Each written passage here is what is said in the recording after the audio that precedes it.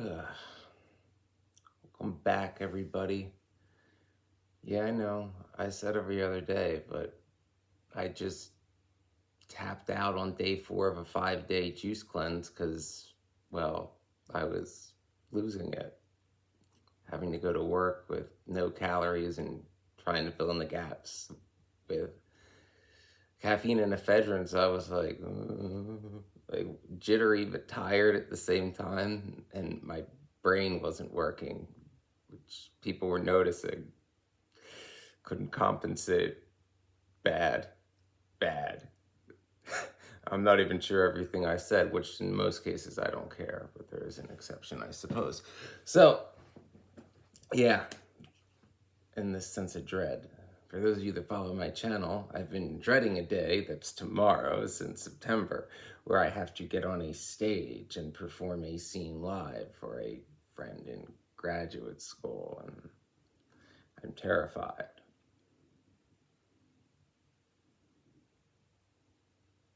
Okay, did your intuition tell you what kind of scene it is? Because it's that kind of scene. And we're going to try to break a double standard. Get my drift? And I'm making sure that that room is 80 degrees. Okay, enough hints. I think you figured it out. But on to our topic.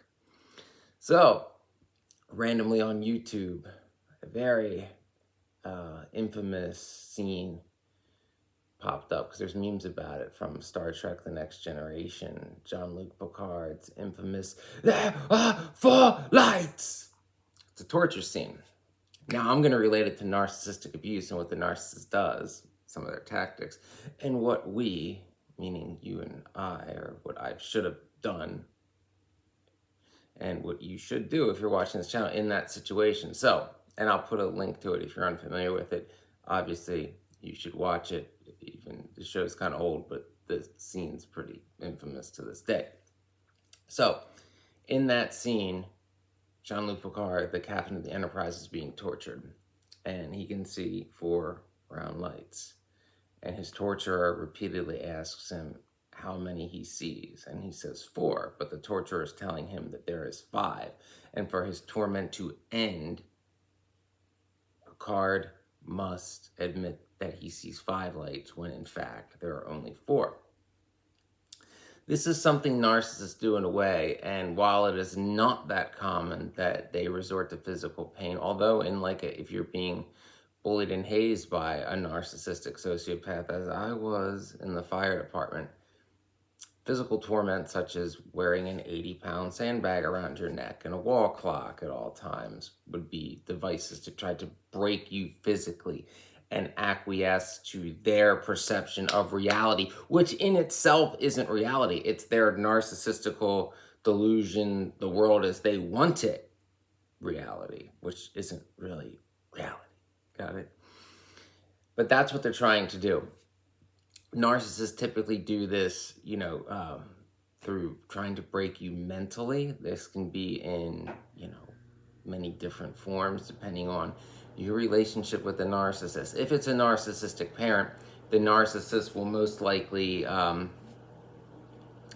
you you're not going to amount to anything and you should just do what you're told and fall in line and resign yourself to whatever fate they have assigned to you, because after all, to a narcissistic parent, you're a reflection of them. Remember that. You know what happens to narcissistic parents?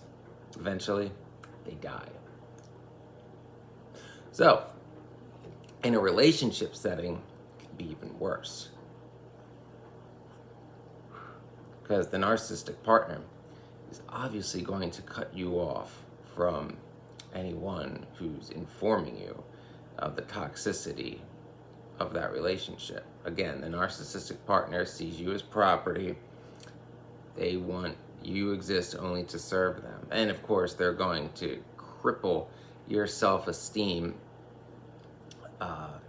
and make you believe that they, in fact, are like the best that will ever happen to you. And if you are in such a situation and you start to encounter and form chemistry with somebody who's like actually your type, who isn't a narcissist, yeah, I recommend you take that plunge and give that person a chance, assuming you're willing to give them a fair chance. 'Cause rigged games aren't fun. I've been through too many in too many aspects of my life, so I feel the need to point that out. But the narcissist, again, twists your perceptions. They'll make you believe that only by believing their reality will your torment stop.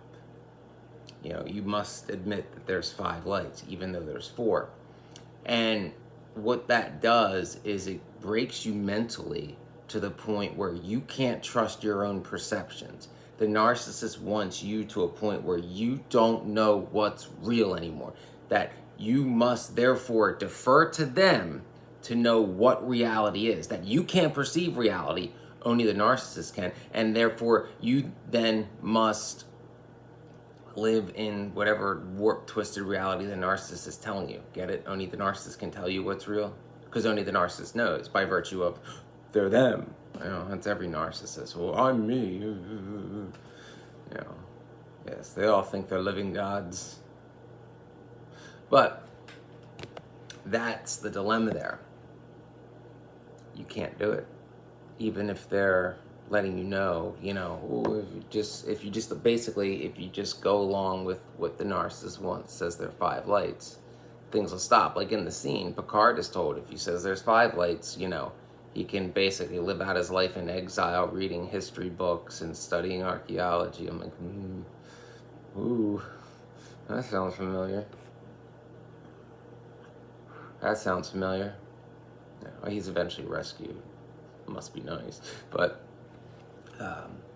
he never acquiesces to saying that there are 5 lights, but at the end of the scene, he admits that he was going to, and that, in fact, even though he knew there were 4, he could see 5. And that's what prolonged torture, narcissistic abuse will do.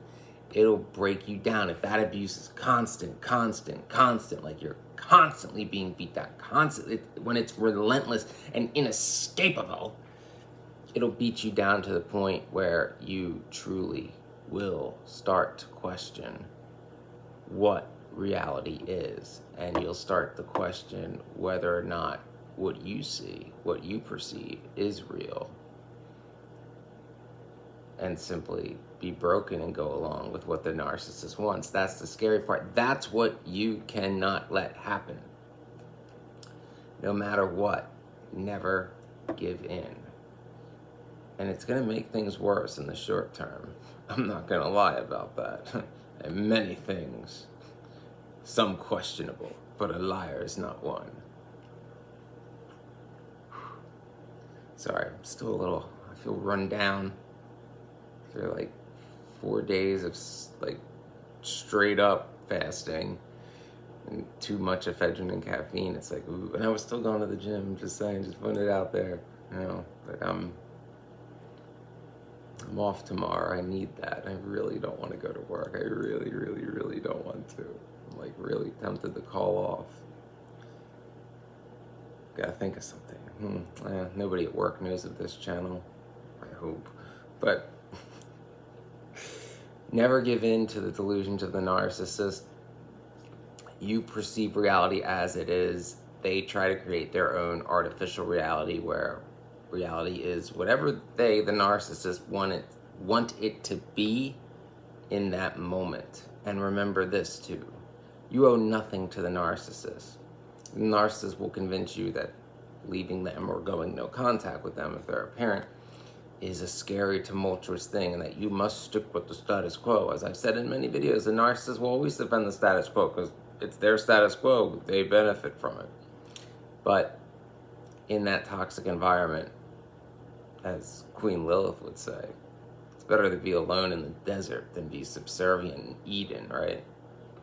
If you're nothing but property and a slave, is Eden truly paradise? Or is the endless red desert where you answer to no one and have free will paradise?